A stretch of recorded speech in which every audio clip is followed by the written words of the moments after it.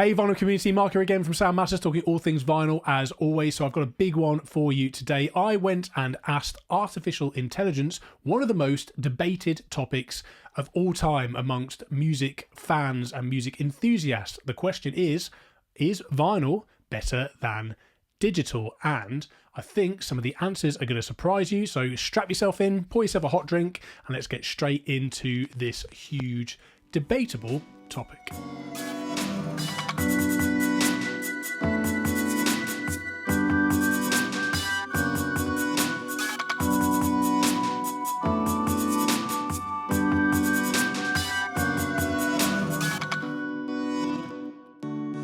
So to do this, we'll be using a AI-driven chatbot called Chat GPT. It's a very topical program at the moment. It was only launched in November of last year, and it has taken the world by storm by just how scarily good it is. It really is scarily good, almost Terminator, Skynet type vibes in terms of some of the stuff that this program is capable of. You can ask it to write poetry, you can get it to write whole articles, produce code, all kinds of things that you can do. It's a proper AI-driven two-way conversation, and often the results that it produces are indistinguishable from that of those that could have been created by human beings. It's rather remarkable, scary, but also rather powerful at the same time. And I thought it'd be interesting to punch in a question like this, one of these highly debatable topics that's been going on since the dawn of time and will probably go on until the end of the universe. There's no kind of more contentious topic than vinyl versus digital or vinyl versus CD. So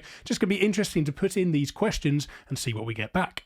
For the basic question, ChatGPT stays fairly neutral and generic in its response, citing personal preference, some basic sound characteristics, and the obvious physical connection with records. I'm not quite sure what it means by customizable sound, but in general, it's a fairly thin response and there needs to be more context added. To help save you time, of course, I'm going to speed up some of these clips so you don't have to watch all of this unfold in real time, but you can, of course, always pause the video to read more.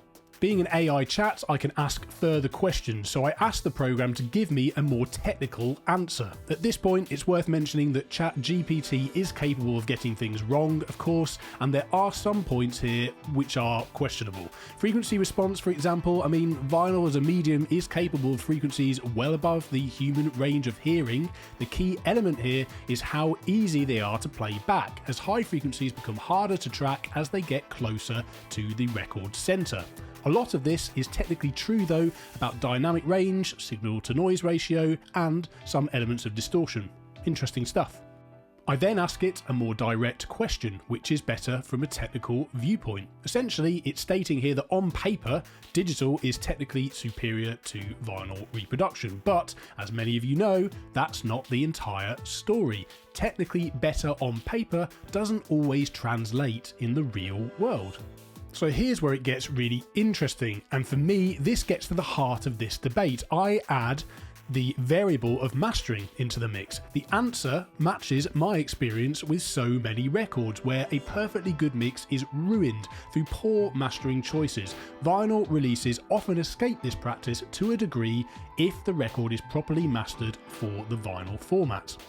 I was then curious to see if ChatGPT could list some specific examples. The first response is a bit generic though and doesn't really account for the loudness war issue.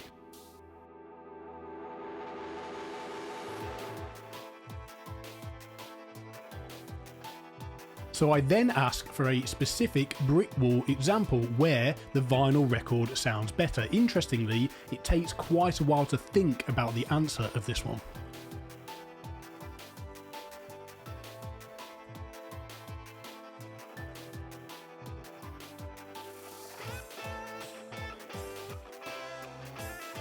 This next one is interesting, as from my understanding speaking to mastering engineers, it is actually possible to press a heavily compressed loudness war mix to vinyl. The physical limitations it refers to is really the issue of very dynamic bass, which can cause the stylus to jump out of the groove if left unchecked. Mastering for vinyl is a real art though if you want the music to translate well on the format. Often, vinyl releases are more dynamic sounding if the mastering engineer handles the process sensitively. Many of this may depend on the skill of the mastering engineer and how much creative license they're given versus commercial pressures. Whether the information is accurate or not though, it's just interesting for me just to see this process unfold in front of us. It's quite remarkable to think that an AI robot is drawing all this information, and considering that it is artificial intelligence, it's quite coherent. To try and get even more context, I asked it about Britwalling specifically, when did it start and is it still going on today? And it gave some interesting responses. I'm not quite sure on the time frame that it states. I know a lot of hot records were pressed in the earlier days, but it's not quite the whole loudness war phenomena that we saw come to a peak really in the late 90s and early 2000s. So I'm not entirely sure about the dates that it gives here, but it is right, I believe, in suggesting that the practice is becoming less popular. It's been tamed down a little bit more recently in recent years. There's less motivation for people to press loudness war records or mix records with mastering bus compression to this degree ever since streaming, actually, ironically, because streaming platforms very often add normalization to the volume level, and so that commercial advantage that they were getting from Britwalling is less than it was back in the early days of the practice.